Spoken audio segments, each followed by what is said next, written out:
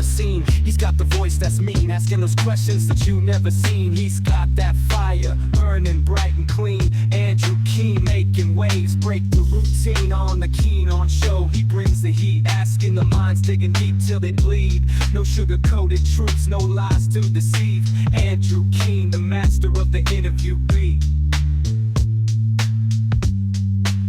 He's got the knowledge, he's got the flair, challenging ideas with a fearless stare. With every question, he's uncovering what's there. Andrew Keen, a truth seeker, he's aware. Hello, everybody. Welcome to July 2024, where most of America is still reeling from the presidential debate last week. It wasn't very presidential. The two elderly men disagreed on absolutely everything, it seemed, including the quality of their golf games. But there was one thing, oddly enough, that Biden and Trump agreed on, and that was the danger of China. They both seem to be hawks when it comes to China and what many people are calling now the second Cold War. My guest today is an expert on that supposed Second World War. Not Second World War, that was a Freudian error. Second Cold War. Dmitri Alperovitch is the author of World on the Brink, How America Can Beat China in the Race for the 21st Century. And he is joining us from Washington, D.C. Dmitri, is that fair? Is that the one thing that Trump and Biden seem to agree on, that China is the big enemy? I think so. I think in general, China is the one bipartisan issue in this town where I live, Washington, D.C. And when you look at any of the major bills that have passed last year with bipartisan support, things like the CHIPS Act, for example, the reason that they got bipartisan support at the time of this extreme political polarization in this country, when the two sides can't agree on anything, is because they were being presented as the bills necessary for us to confront China. So I assume you celebrate that. Do you credit Donald Trump? He was the one who seems to have pioneered this hostility, perhaps even paranoia about China.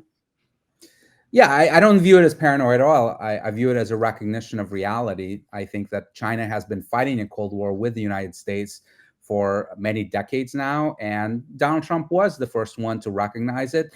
And the Biden administration has largely continued and accepted his policies, and in many ways accelerated them and made them even tougher. You served in the so-called Homeland Security Advisory Council of the Department of Homeland Security. Was that in the Trump administration or in a previous administration? No, I'm currently on it today. So you're a Biden person? No, I'm bipartisan, and I represent my own skill sets, and I don't discuss partisan matters in that capacity. What are your, and I'm using that language, what are your skill sets, Dmitri, to get you on that kind of advisory council? Well, I've had a long career in cybersecurity and focusing on homeland defense. I've also been an advisor to the Department of Defense and focused on national security issues for many years. You talk about this Cold War going on for many years. What's the difference between a Cold War and any country, whether it's China or the EU or Russia or the United States, pursuing their own self-interest? Well, I think we're beyond self-interest. And I think when you actually compare Cold War II, as I call it, with Cold War I, the first Cold War, the similarities are just striking on almost every level. You have a global competition for supremacy that's been playing out in literally every corner of the globe between China and the United States, and in every realm, whether it's military, diplomatic, economic, technological, you name it. You have preparations for war. Both countries, as we speak, are having a major buildup, particularly in the Indo-Pacific, preparing for conflict, potentially over Taiwan and maybe in other parts of the South China Sea. You have an arms race that is both conventional and nuclear. China, as we speak, is building up its nuclear arsenal, going from about 300 nuclear warheads they had at the turn of the decade to over 1,000 that they want to have by 2030, and potentially match the numbers that the U.S. have by the mid of next decade. You have a space race. One of the defining moments of the first Cold War was this race to the moon. Guess what we have again now? We're trying to get man back to the moon. China's trying to do the same thing. They was just able to get on the dark side of the moon, the other side of the moon, for the first time amongst any nation, and then potentially off to Mars. You have economic warfare that's taking place that started under the Trump administration, has accelerated since then. And it's not just the US-China economic warfare, but you now have the European Union enacting tariffs and others along as well on various forms of Chinese technologies, particularly in the electric vehicle space. You have an ideological struggle that is not necessarily communism versus capitalism as you had for most of the first Cold War, but you certainly have authoritarianism versus democracy that even President Biden talks about on a regular occasion between China and the United States. You have a scramble for military bases, right? For the first time in 32 years, the United States is getting back into the bases, Filipino bases in the region. It's building up bases in Okinawa and Guam and so forth. The Chinese are doing the same thing in Pakistan and Cambodia, even as far away as Djibouti. You have a spy war that's going on. In fact, the FBI says that it eclipses anything that they had seen during the first Cold War, in part because of cyber and the Chinese infiltrations into our networks. So on almost every level, this is identical to the Cold War we had in the last century. And the one argument that people make that this is not a Cold War against this almost dozen reasons where the two things the two wars are remarkably similar is that we have this great degree of economic interdependence between the two countries.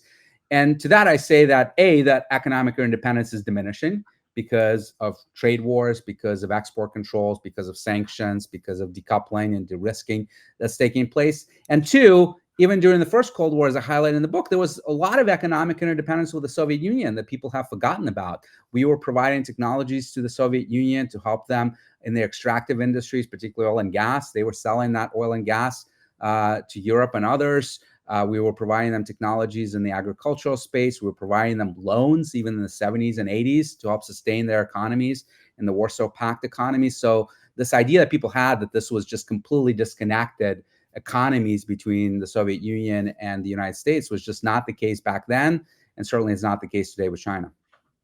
You talk about an ideological struggle. I have to admit I'm not convinced by that. The Chinese aren't overt in their support for authoritarianism, and of course there are some people at least running perhaps for president who are not fully on board when it comes to democracy. Isn't that a profound difference, Dmitri, between the original Cold War and what you see as Cold War II?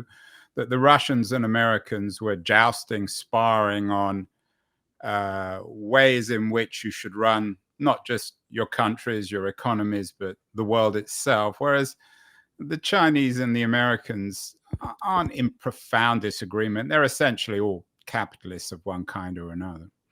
Oh, I disagree with that completely. I think Xi Jinping is a Marxist-Leninist in the traditional sense of the word. But also, there are two important things here. One, it is completely not true that during the first Cold War, the entire time period of that conflict, you had an ideological struggle that was very acute. Certainly in the early parts of it, that was the case. But really, by the time that Khrushchev came along, and certainly Brezhnev and others in the 1980s, the Soviet Union really stopped exporting that ideology and stopped emphasizing global communism and started to become much more focused on its real geopolitical interests. So even during parts of the Cold War, that ideological struggle was less than it may seem today. And today, China is exporting authoritarianism. I'll give you a couple examples. It has opened up schools in Africa for future African leaders to train them on population control, on surveillance, on how to run authoritarian systems. When Xi Jinping visited Europe just a couple of months ago, right after visiting Paris and having a powwow with President Macron and the head of the European Commission, where does he go? He goes to Hungary, the most authoritarian country in Europe, and then he goes off to Serbia, another place where democracy is not exactly thriving.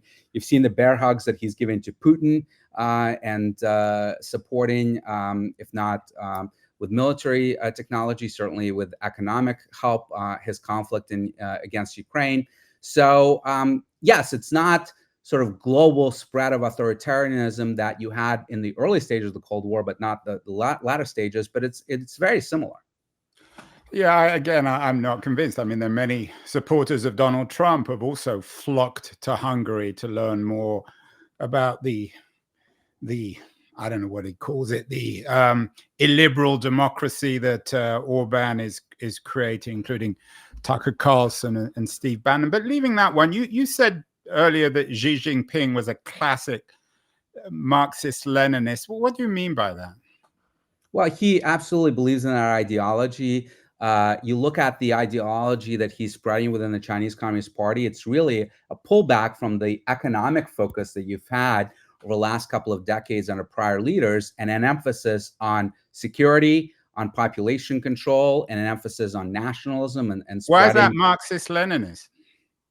Well, the Marxist-Leninist is total control over the capitalist system and production of materials. So there's no free enterprise in China? It is being curtailed dramatically. In fact, anytime that you've seen technology companies like Alibaba, for example, trying to distance themselves from the Chinese Communist Party, they're being cracked down on. Jack Ma has been basically exiled out of the country, and Xi Jinping basically telling industry that you are here to support the Chinese state, emphasizing civil-military fusion, as they call it, in order to support PLA's priorities, the People's Liberation Army priorities, and serve the interests of the state. Most major companies in China have Communist Party offices within them to ensure that ideologically and at every level, they're advancing the party's priorities, not just China's priorities. What do you think drives Xi Jinping? Is he a megalomaniac? Is he a pure Marxist-Leninist? Does he want to rule the world? Is he mad? Well, I think like most authoritarians, in particular like Putin, I think he's interested in his own legacy and his own destiny, and making, to borrow a phrase, China great again. For much of the world's history, China was the preeminent power in the world's most richest country, the world's most powerful country. And it's only with the advent of the Industrial Revolution in the 1700s and the 1800s that they lost that mantle to first Europe and then now America. And they view it as reemerging to their rightful place as the world's preeminent power. Xi Jinping wants to be the one to do it, to establish himself first as a regional hegemon in East Asia, and then later use that to project power around the world. I don't necessarily think he's Hitler-esque in his ambitions. I don't think that he is intent on invading countries beyond Taiwan necessarily. Obviously, he wants to secure any territory where he's got border conflicts. And by the way, he's got border conflicts with literally every one of his neighbors, whether it's maritime neighbors or land-based neighbors, except North Korea. But I don't think he's planning to invade Japan or, Philippines. I hope not. So, but does that make Xi Jinping? I mean, you called him a classic Marxist-Leninist. I'm not convinced of that. Does that make him any different from any other communist or non-communist Chinese politician, visionary, Chiang Kai-shek, or anyone else in the 20th century? Everyone who leads the country wants to make their country stronger, more important in the world. Yes, I think like any dictator, he wants to be the one to take credit for it and the one that expands his country's power. And look, I don't fault him for it. I don't think that this is sort of a moralistic case that I have against China's rise. I view it as a zero-sum game, that China's becoming a hegemon in Asia and squashing Taiwan's democracy is a threat to the United States. And that the key thing that the United States has always focused on since the 1800s is preventing regional hegemony. That's been the Monroe Doctrine, of course, in our own hemisphere. And then later on in World War I and World War II, making sure that there's no dominant power in Europe. And of course, in World War II, also confronting Japan and its expansion in Asia. So preventing China from becoming that regional hegemon has, I think, really dramatic implications for the United States and needs to be one of our top priorities.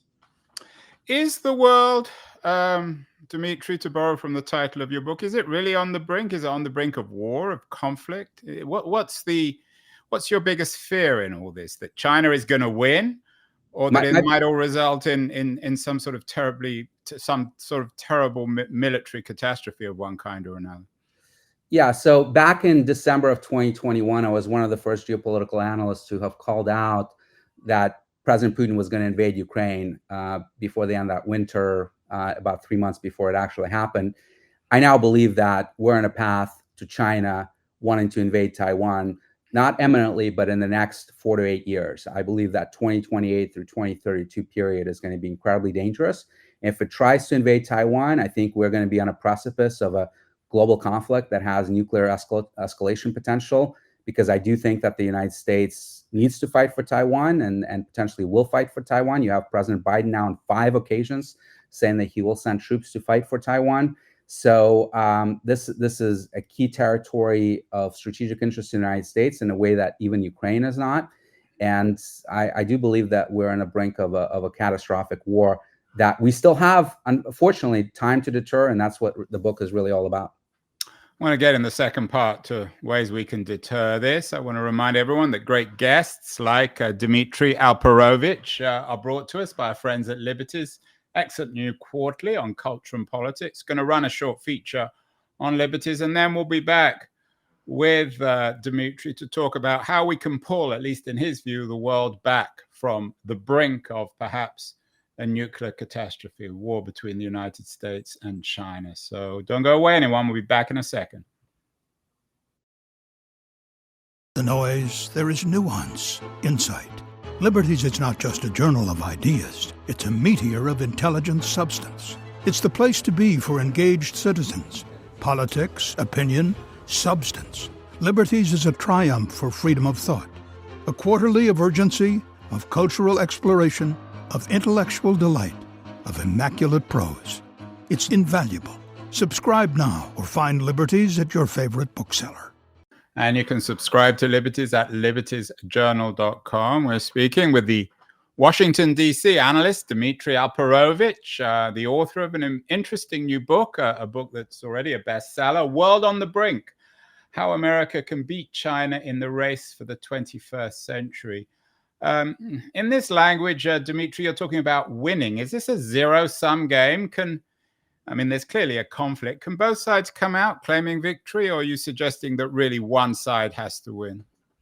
Well, I think, in my view, winning is deterring conflict and preventing China from dominating Taiwan and using it as a springboard for dominating East Asia and beyond. So I'm not arguing for regime change. I'm not arguing for the fall of the Chinese Communist Party, as some have argued. I think it would be wonderful if China was a free and democratic country, but it's really up to the Chinese people. But isn't that a rather, who talks about regime change? That's a sort of rather childish view. Well, you've had Matt Pottinger, who is Deputy National Security Advisor in the Trump administration, and Mike Gallagher, who is the chairman of the House Select Committee on China, arguing that victory is really defined by the fall of the CCP. I think that's going too far, and I think that could be actually escalatory, because you don't want Xi Jinping to think that this is truly existential. Well, I think that goes without saying. And I don't think America has much of a record when it comes to regime change. So are you suggesting that this flashpoint is going to happen on Taiwan? We've done lots of shows on Taiwan. Can the flashpoint be addressed without China feeling that it's lost? In your view, you boasted about being one of the first people to call Putin's invasion of Ukraine. Do you think the Chinese are planning to invade Taiwan? Oh, I absolutely do. And it's not just my view. It's the view of the U.S. government, U.S. intelligence community. The CIA director Burns have said that they have information that President Xi has given an order to his military to be ready to invade Taiwan by 2027. Doesn't mean he actually will invade on that time frame, of course, but the fact that he's giving the order is very telling. That's I'm sitting here in Silicon Valley, Dmitri. 2027 is like the next century. Anyone can issue those sorts of orders. So how do we, as I said, the subtitle of your book, How America Can Beat China in the Race for the 21st Century.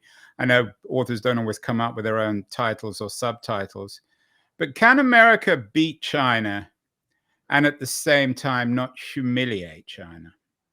I think so. I think it starts with the deterrence of Taiwan.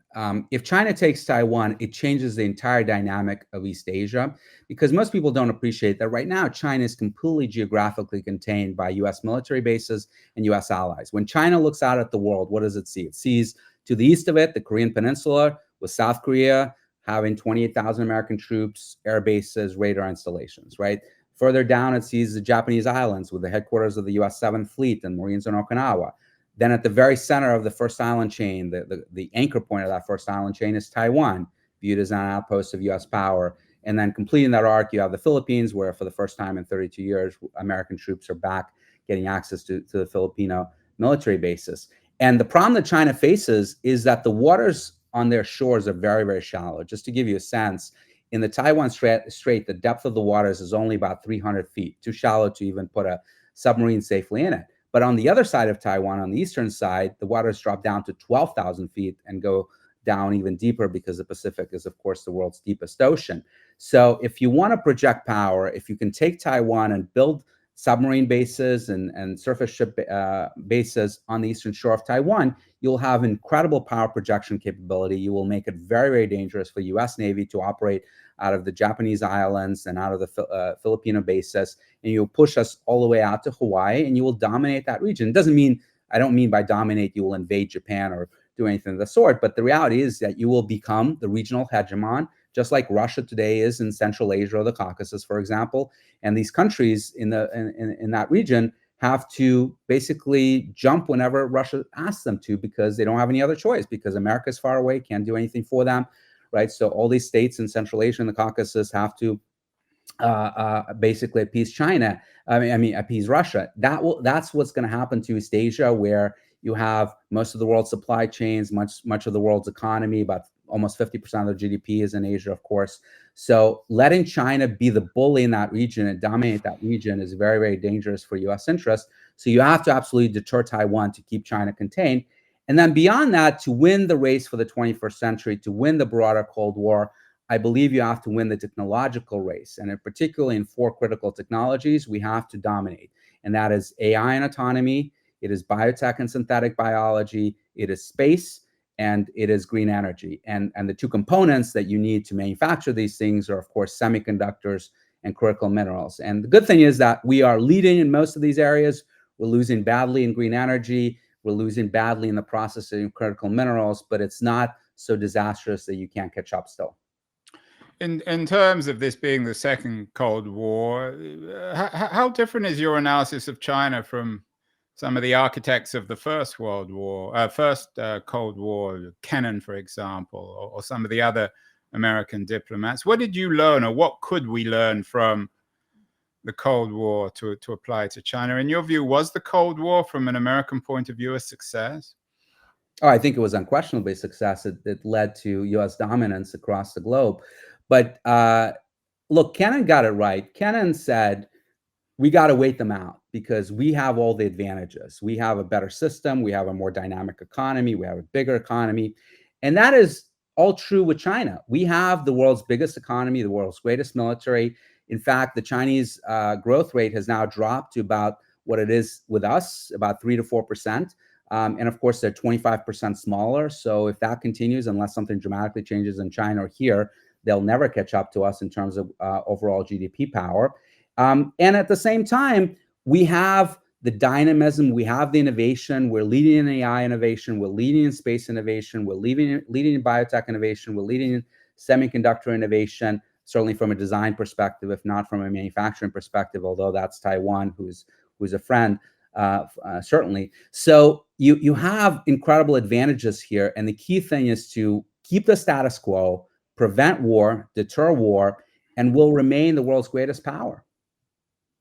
Yeah, I have to admit, talking to you, it's a surreal quality to what you're saying. The way you talk about America, you're presenting the country and the world as if it's 1950 all over again. But hasn't something dramatically changed in the world, Dmitri, over the last 50 years? America isn't what America was in the 50s.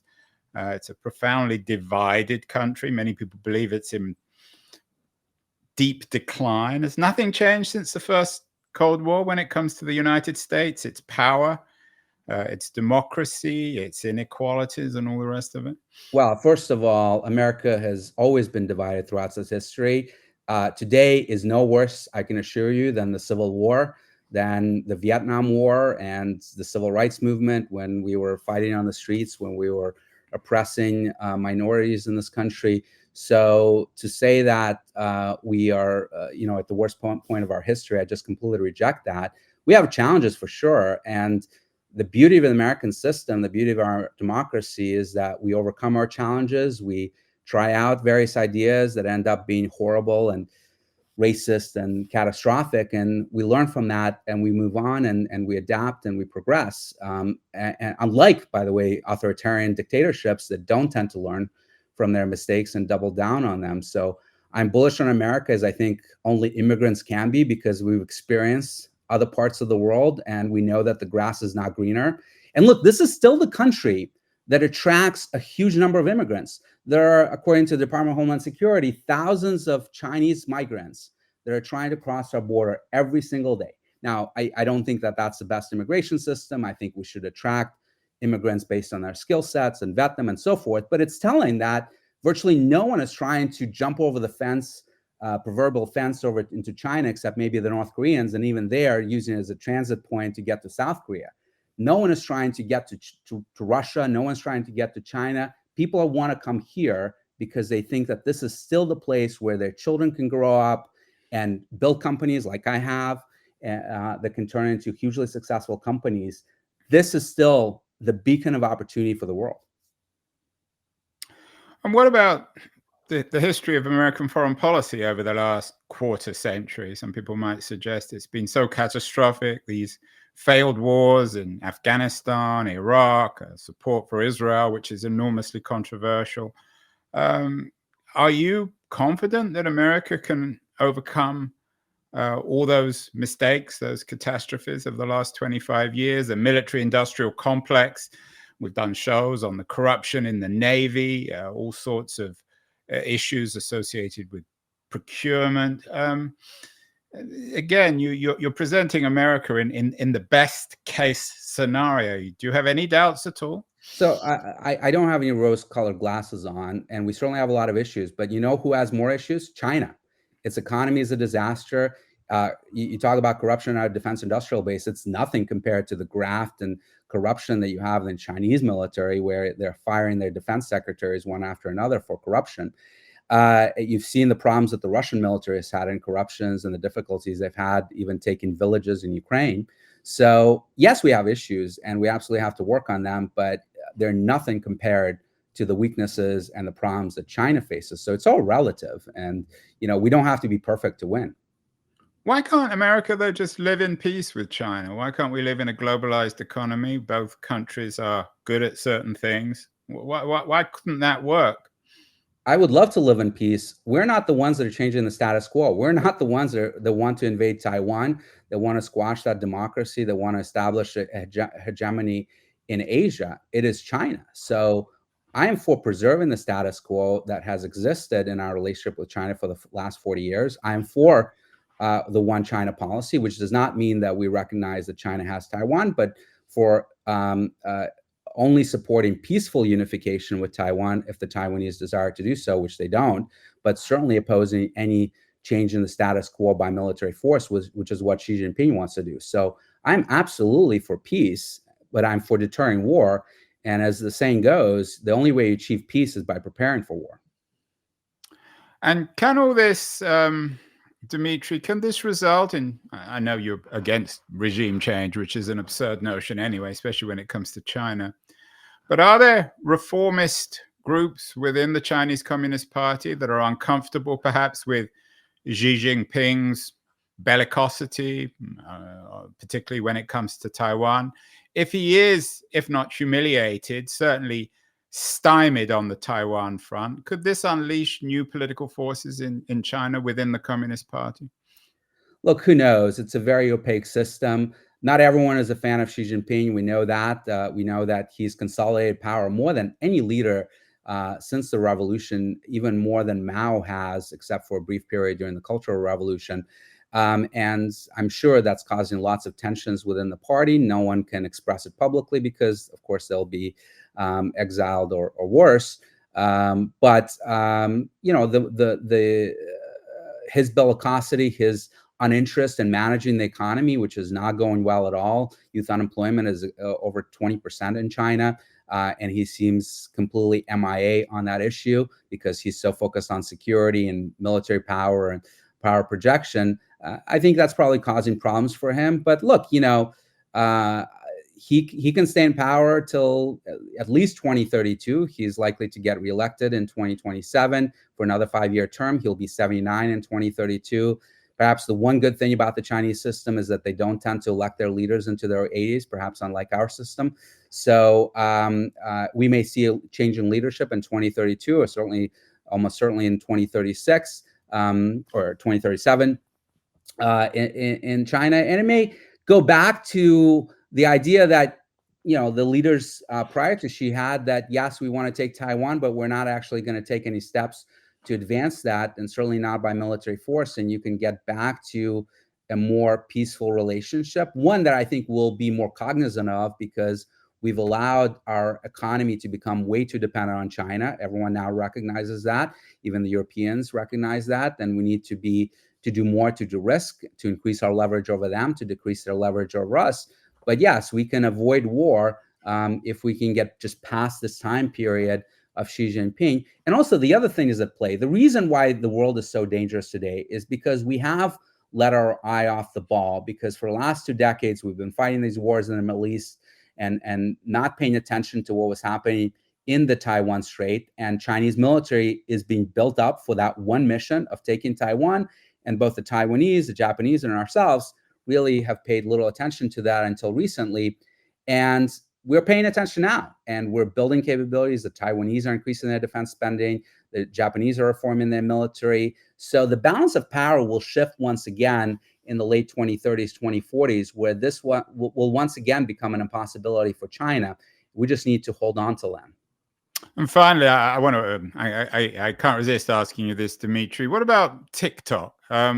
Seems as if TikTok is much more innovative. It's a Chinese social media company, much more innovative than Facebook or Instagram. Are you sympathetic to, if not banning TikTok in the United States, making it difficult for innovative Chinese technology companies to operate in the US or the West generally?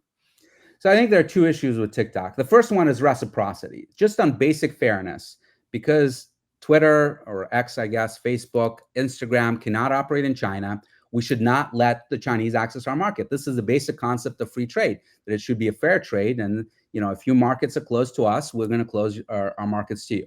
That's issue number 1. Number 2, I don't buy the arguments that TikTok is a major threat to us based on privacy concerns, because let's face it, our own Western companies are selling data on Americans to anyone who would buy it. So the idea that China needs TikTok's data to spy on Americans is quite ridiculous. It has plenty of it. But it is a media company. Yes, the content is user-generated, but the algorithm, and by the way, not just the algorithm, but the moderators, the army of thousands of moderators at ByteDance, are deciding what you see, and more importantly, what you don't see. And because of that, you basically have a company that is influenced at a minimum and potentially controlled by an adversary state, China, that self-admittedly has influence or access to half of the American population. And here are the 2 problems with that. We have legislation on our books that we have had since the beginnings of the Cold War about, 1, foreign media ownership. So when Rupert Murdoch, for example, came to this country in the 1980s, not yet being an American citizen, and expressed a desire to buy the Fox network, he was stymied until he became an American citizen, because as an Australian citizen, he was not allowed to own a major network in this country. Secondly, even if you're an American citizen and you want to buy 40% of the TV stations in this country, you'll be prohibited from doing so because of media concentration rules. So here you have a foreign company that is a media company that has access to half of the American population. That should be prohibited, based on those concepts of media concentration and media foreign ownership rules. And then, of course, you have the reciprocity issue. Well, there you have it. No more TikTok in the US, at least according to Dmitri Unless Alperovitch. they divest. If they divest, there's no issue. Sell it to American. Xi Jinping, if you're watching, you can get TikTok back in the US if you're a bit more reciprocal, a bit fairer. Great to have you, Dmitri, on the show. Author of the national bestseller, World on the Brink. Can America beat China in the race for the 21st century? A little bit chilling, but perhaps also reassuring. We'll have to have you back, Dmitri, on the show. Thank you so much, and best of luck with the book. Thank you so much. Take care. Can I step on the